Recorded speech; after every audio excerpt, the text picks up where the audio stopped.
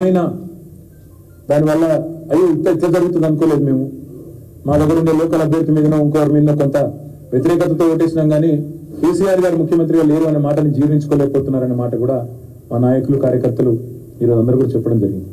అందువల్లే ఇవాళ ఇంకొక మాట కూడా విశ్లేషించుకున్నాము. ఒక్కొక్కటి చెప్పిస్తారు కాంగ్రెస్ గారు ఇంకొక మాట కూడా ఇక్కడ చెప్పాలా. మేము ఒకవైపేమో మాకు సంబంధించి ఏమేమి చిన్న కరెక్షన్స్ చేసుకోవాలి ఆ విషయంలో కూడా మాట్లాడుకున్నాం. దాంతోపాటు మా మీద జరిగిన దుష్ప్రచారం, మా మీద జరిగిన మరి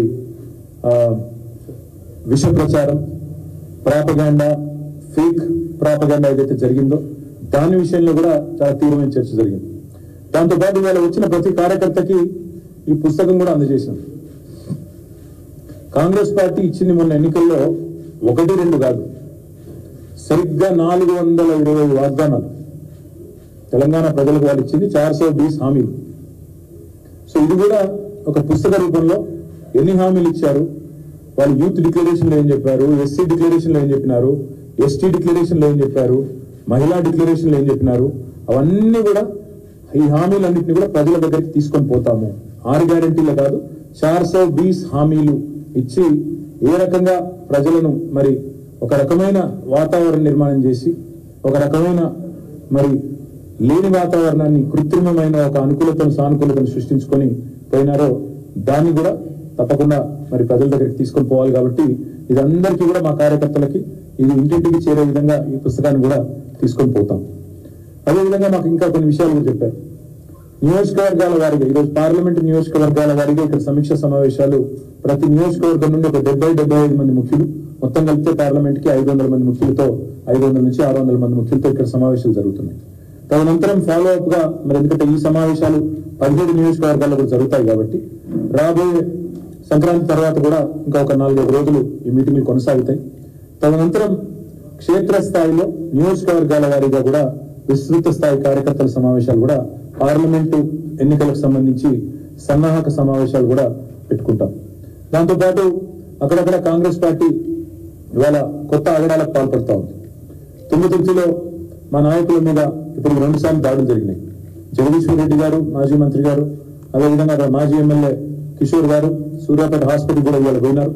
అక్కడ మా నాయకుడు మహేష్ మీద జరిగిన దాడిని ఖండించి అక్కడ వారికి ధైర్యం చెప్పి వారికి అండగా నిలబడ్డారు. కానీ రాబోయే రోజుల్లో నిర్ణయం తీసుకున్నాం, తప్పకుండా పార్టీ రాష్ట్ర నాయకత్వం కూడా ఎక్కడ ఇట్లాంటి కార్యక్రమం జరిగినా అందరం కూడా అక్కడికి వెళ్తాం. అందరం కూడా మా కార్యకర్తలకి ధైర్యం చెప్పే విధంగా, అదేవిధంగా అవతల వాళ్ళు చేసే దుర్మార్గాలను ప్రజల్లో ఎండగట్టే విధంగా ప్రజాస్వామికంగానే తప్పకుండా ఎదుర్కొంటామని చెప్పి కూడా నేను మీకు విజ్ఞప్తి చేస్తా ఉన్నా.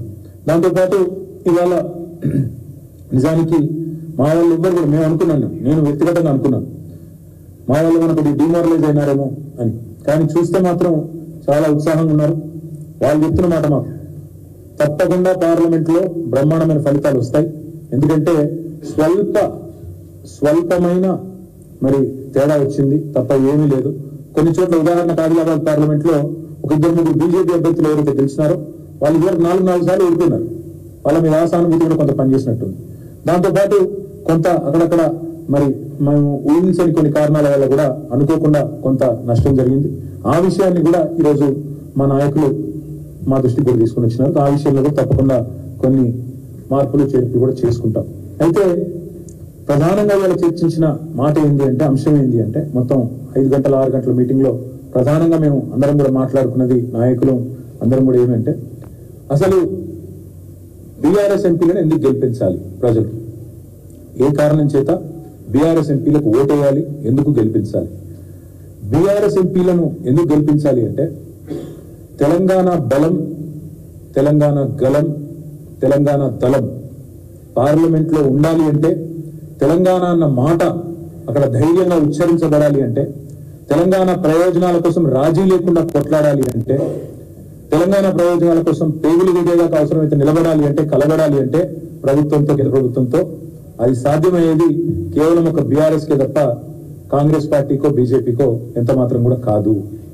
తెలంగాణ ప్రయోజనాలకు శ్రీరామ రక్ష బీఆర్ఎస్, తెలంగాణ ప్రయోజనాలకు ఏకైక ప్రతినిధి బీఆర్ఎస్. ఈ విషయంలో ఎవరికి రెండో అభిప్రాయం కూడా ఉండాల్సిన అవసరం లేదు. ఎందుకంటే గత 10 సంవత్సరాల మా కార్యాచరణ చూస్తే పార్లమెంటులో తెలంగాణ అనే మాట ప్రతిధ్వనించింది ప్రతి సందర్భంలో అంటే దానికి కారణం మా ఎంపీలు, మా బీఆర్ఎస్ నాయకులు. ఢిల్లీలో తెలంగాణ వాయిస్ అంటే బీఆర్ఎస్ అనే మాట అందరికీ తెలుసు. ఇవాళ కాంగ్రెస్ కానీ బీజేపీ కానీ మరి అన్ని రాష్ట్రాల్లో ఇది ఒక రాష్ట్రంగా చూస్తాయి, కానీ మాకు ఇది ఎపి సెంటర్.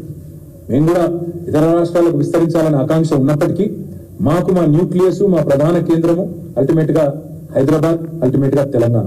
కాబట్టి మా మెయిన్ ఎజెండానే మాకు తెలంగాణ. కాబట్టి తెలంగాణ కోసం, తెలంగాణ సమస్యలపైన, తెలంగాణ వాటాలపైన, తెలంగాణ హక్కుల కోసం ప్రత్యేకంగా పోరాడగలిగేది, బలంగా కృషి చేయగలిగేది ఒక బీఆర్ఎస్ మాత్రమే అనే మాట. అందుకే అంటా ఉన్న తెలంగాణ గలం, తెలంగాణ బలం, తెలంగాణ దళం బీఆర్ఎస్. అందుకే పార్లమెంటులో తప్పకుండా ప్రశ్నించాలన్నా, ఏ అంశాన్ని లేవనెత్తాలన్నా కేవలం అది చేయగలిగేది, పోరాడగలిగేది ఒక బీఆర్ఎస్ మాత్రమే అనే మాటను కూడా నేను రాష్ట్ర ప్రజలకు కూడా విజ్ఞప్తి చేస్తా ఉన్నా. ప్రతి రాష్ట్రానికి భారతదేశంలో ఒక ప్రత్యేకమైన రాజకీయ అస్తిత్వం ఉంటుంది. ప్రతి పార్టీకి ఒక ప్రత్యేకమైన అస్తిత్వం కూడా ఉంటుంది. ఆ రాష్ట్రానికి గుర్తింపును, గౌరవాన్ని తెచ్చే ఒక లీడర్ ప్రతి రాష్ట్రానికి కూడా ఉంటారు. సొంత బలంతో, గట్టి గలంతో మాట్లాడే సత్తా ఉన్న నాయకులు భారతదేశంలో ప్రతి రాష్ట్రంలో ఉన్నారు. అట్లా ఉన్నప్పుడే ఆ రాష్ట్రానికి విలువ ఉంటుంది. ఉదాహరణకి బెంగాల్ అనగానే మనకు గుర్తొచ్చేది ఎవరు? మమతా బెనర్జీ గారు. బెంగాల్ కి బేటీ అనగానే ఇవాళ మమతా బెనర్జీ గారు, దీదీగా పిలువబడే మమతా బెనర్జీ గారే గుర్తొస్తారు. తమిళనాడు అనగానే గుర్తొచ్చేది ఇవాళ ఒక డిఎంకే, ఒక స్టాలిన్ గారు, లేదా అన్నా డిఎంకే పార్టీ గుర్తొస్తుంది. ఆంధ్రప్రదేశ్ అనగానే గుర్తొచ్చేది ఇటు జగన్మోహన్ రెడ్డి గారు, అటు చంద్రబాబు నాయుడు గారు. ఎందుకంటే రెండు పార్టీలదే అక్కడ ప్రభావం ఉంది. ఒడిశా అనగానే గుర్తొచ్చేది నవీన్ పట్నాయక్ గారు, బిజు జనతాదళ్ పార్టీ. బీహార్ అంటే గుర్తొచ్చేది నితీష్ కుమార్ గారు, తేజస్వి యాదవ్ గారు. మహారాష్ట్ర అంటే గుర్తొచ్చేది శరద్ పవార్ గారు, ఉద్ధవ్ ఠాక్రే గారు. అదేవిధంగా ఇవాళ తెలంగాణ అనగానే గుర్తొచ్చేది భారతదేశం అంతా వెంటనే స్ఫురించే పేరు, గుర్తొచ్చే రూపం కేసీఆర్, బీఆర్ఎస్ మాత్రమే. ఎవరు ఎన్ని చెప్పినా, ఎవరు ఎన్ని రకాలుగా మాట్లాడినా ఇది నిర్వివాదమైన అంశం. ఇందులో రెండో అభిప్రాయానికి ఎవరికి కూడా నిజానికి ఆలోచన కానీ ఇంకా దానికి కానీ ఆస్కారం కూడా లేదు. ఇవాళ ఈ పవర్ఫుల్ నాయకుల వల్ల అటు మమతా కావచ్చు, లేదంటే ఇటు నవీన్ పట్నాయక్ గారు కావచ్చు, లేదా మమతా బెనర్జీ గారు కావచ్చు, అదే మాదిరిగా శరద్ పవార్ గారు, ఇంకా ఇతరులు కావచ్చు, వీరి వల్ల ఆ రాష్ట్రాలకు ఒక రకమైన గుర్తింపు, గౌరవం వచ్చింది. కేసీఆర్ గారి వల్ల కూడా తెలంగాణ అనే రాష్ట్రమే వచ్చింది, ఆ రాష్ట్రానికి అస్తిత్వం వచ్చింది. తెలంగాణ అన్న పదానికే పర్యాయ పదంగా మరి కేసీఆర్ గారు మారినారు అంటే ఇది అతిశయోక్తి కాదు. అందుకే తెలంగాణ కోసం ఆనాడు 32 రాజకీయ పార్టీలను ఒప్పించిన, దేశ రాజకీయ వ్యవస్థను ఒప్పించిన, పార్లమెంటులో ఇక